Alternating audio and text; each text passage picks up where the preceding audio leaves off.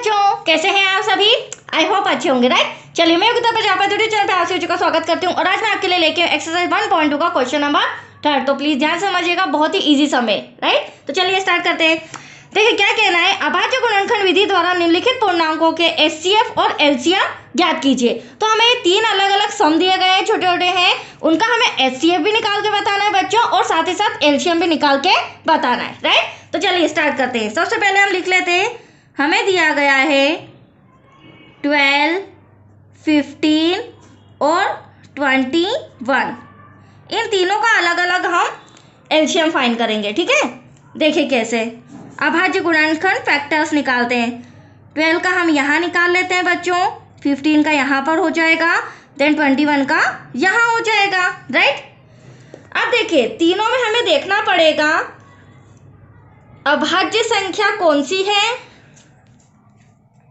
आप देख सकते हैं यहाँ पर तीनों में हमें देखना पड़ेगा सम संख्या कौन सी है, विषम संख्या कौन सी है, क्योंकि उस अकॉर्डिंग हमें टेबल्स यूज करना होंगे। आप देख सकते हैं यहाँ पर सम संख्या है तो ये 2 से जाएगा डेफिनेटली। देखिए कैसे, 2 6 जा 12, 2 3 जा 6, देन 3 1 जा 3।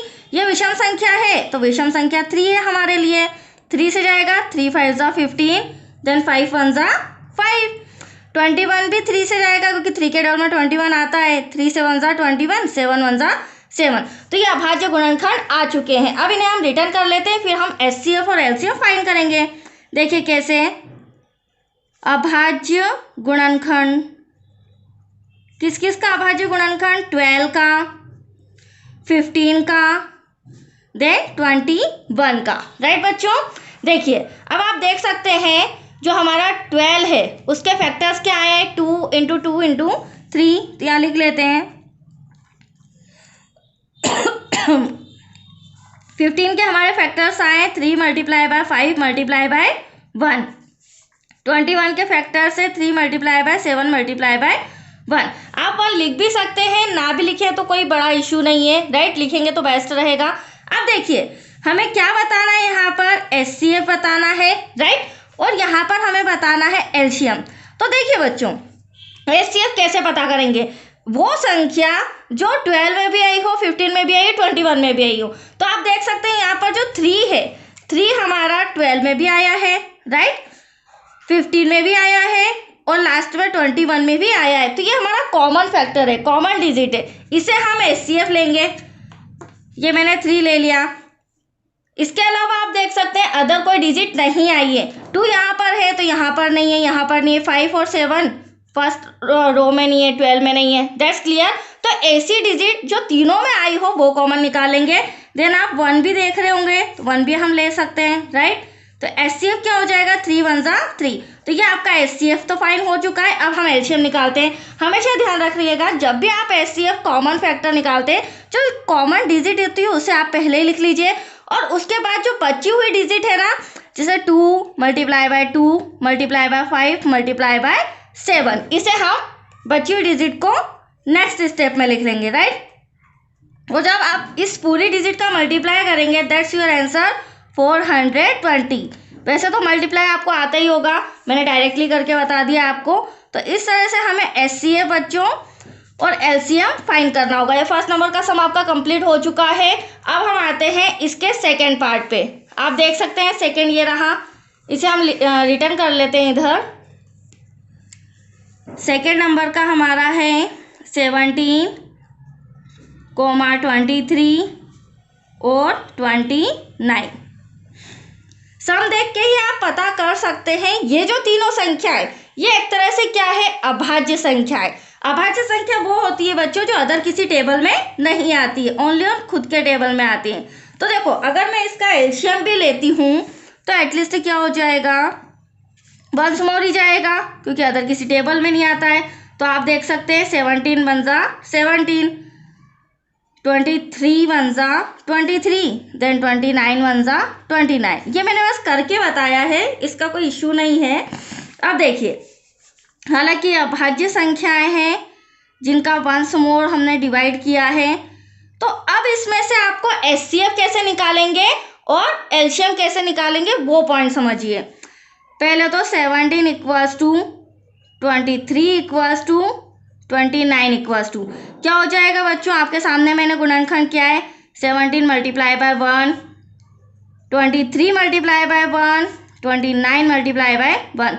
अब हमें यहाँ पर HCF बताना होगा, देन हमें यहाँ पर LCM भी बताना होगा, राइट। अब आप देख सकते हैं यहाँ पर कॉमन फैक्टर आपको क्या नजर आ रहा है, तो कॉमन फैक्टर हमें 1 नजर आ रहा है, राइट। तो ये हमारा HCF हो जाएगा। Any doubt? यहाँ पर लिख देती हूँ मैं, एक HCF तो हमारा आ चुका है, क्योंकि कोई कॉमन फैक्टर इसके अलावा है नहीं। बचा LCM, तो वो 3 डिजिट जो हमारी थी, कॉमन फैक्टर नहीं निकला है, तो ये तीनों डिजिट हमारी क्या हो जाएगी, LCM। जब हम इन तीनों को मल्टीप्लाई करेंगे, दैट्स योर आंसर 33 देन 9। मैंने आपको पहले ही बोला है, अगर मैं मल्टीप्लाई करने बैठूंगी तो वीडियो काफ़ी बड़ा हो जाएगा, राइट। और मल्टीप्लाई तो आप बेसिक चीज़ें कर ही सकते हैं, राइट बच्चों। तो चलिए, इसका HCF भी निकल चुका है, देन LCM भी निकल चुका है। ये सेकेंड सम भी हमारा सॉल्व हो गया। अब इसी के साथ हम थर्ड नंबर का सम सॉल्व कर लेते हैं, वो भी बहुत ही ईजी है, छोटा सम है। आप देख सकते हैं थर्ड नंबर में हमें दे रखा है, पहले तो 8 दे रखा है, 9 दे रखा है, और साथ ही साथ हमें दे रखा है 25। चलिए, अब हम इसके गुणनखंड निकालते हैं।